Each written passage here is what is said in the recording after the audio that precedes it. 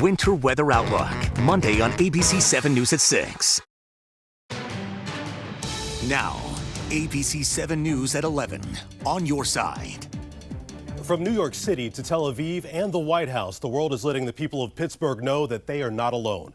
In New York, the top of the Empire State Building lit up in orange, the color displayed for victims of gun violence. In Tel Aviv, the color of the Israeli and American flags alternate in Rabin Square, and the White House flag at half-staff tonight.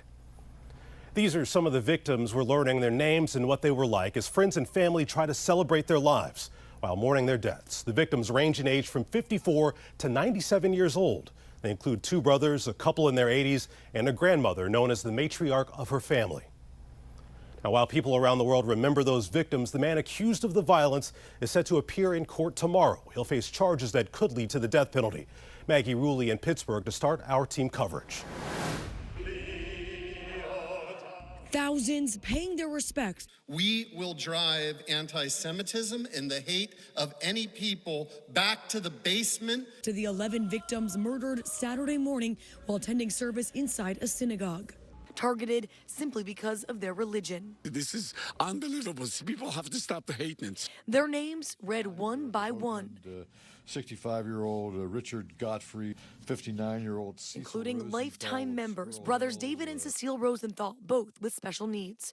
Cecile often a greeter when members arrived. You don't get a more innocent, harmless individual who doesn't have an ill bone in his body. The U.S. attorney in Pittsburgh now seeking approval for the death penalty against Robert Bowers, seen here in this photo post on Gab, a site popular among alt-right activists and white nationalists. As the FBI begins to dissect his life, chilling details are emerging.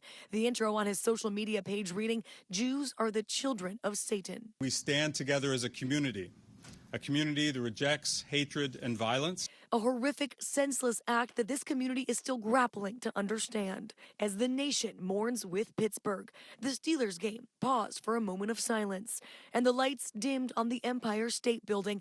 Only an orange beacon breaks through the darkness to draw attention to gun awareness. And one thing that's been striking is just how diverse these vigils have been. The Jewish community is there, but so are hundreds of others. And people keep telling us that while this attack may have targeted one faith, they will stand together as one. Maggie Rulli, ABC News, Pittsburgh, Pennsylvania. And tonight, those who knew the victims are mourning as their shock turns to grief, but they're also determined to make sure the country knows the victims were loved. The victims need to be talked about a lot. They can't talk for themselves anymore, and their families may not have the words. The victims can't ever leave our hearts. And a local graduate student is helping raise hundreds of thousands of dollars for the victims of the synagogue shooting. ABC 7's Victoria Sanchez, the only local reporter to speak with him at a vigil this afternoon. And he says he doesn't want any credit. Victoria. The Jewish prayer service and vigil for the victims of the synagogue shooting wasn't limited to those who speak Hebrew. We stand together against hate, and it's important for us to let everyone know that and that we will not be terrorized. He was one of hundreds who gathered at DuPont Circle Sunday to show support. And we believe. 29-year-old Shay Kateri wanted to do more, donate some money, but the D.C. grad student doesn't have much to give. So he started a GoFundMe campaign. I thought to myself, worst comes to worst, it will raise like $500, which is better than nothing. Over the weekend, the page raised more than $450,000, was a top fundraiser on the site, and was shared more than 26,000 times on Facebook. Kateri isn't Jewish. He's a political refugee from Iran who says he's been on the receiving end of Jewish generosity. I don't think my debt to them is by any account even. It was only 2 minutes of my life. People are giving me too much credit. The pain of Pittsburgh stretched to Washington. The two communities continue to grieve. This is outrageous. So we must get through it. We must get past it.